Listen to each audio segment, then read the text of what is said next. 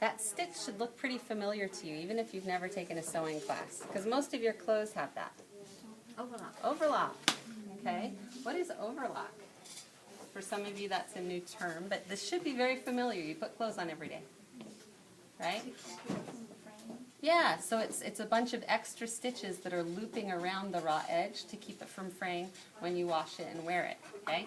So what overlock looks like, I could draw a very detailed diagram, but I kind of cheat a little bit. When I draw overlock, what I do is I start by drawing, because especially I'm drawing it really little, so I don't need to be super accurate. I start by drawing double needle, okay? And then I want to draw the threads that loop.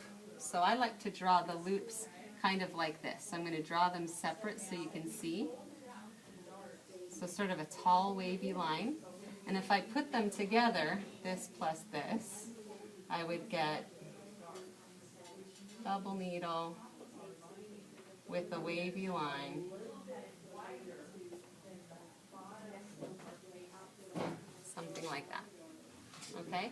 And that kind of represents, and when you're drawing it really little, it'll look like a big jumble of stitches, and it kind of lets you know what's going on. Am I going to do this?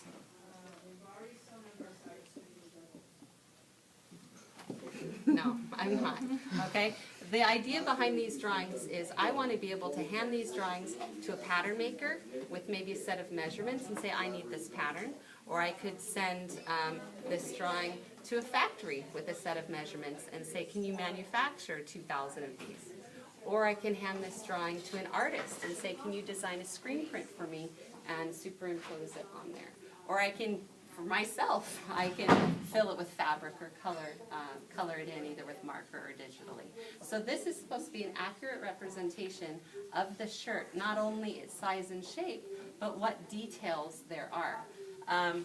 Chances are I'm probably not manufacturing this for the Gap, and it might not be size extra small, okay? So we're going to leave that part empty. We're going to leave this very, very generic. So if some of you guys have logo tees, we're going to leave that part off. This is just really about what is the construction, what do you see when you see the construction.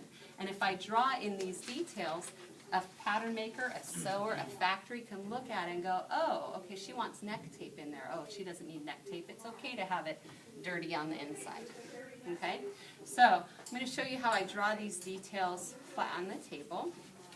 Does anybody have any questions?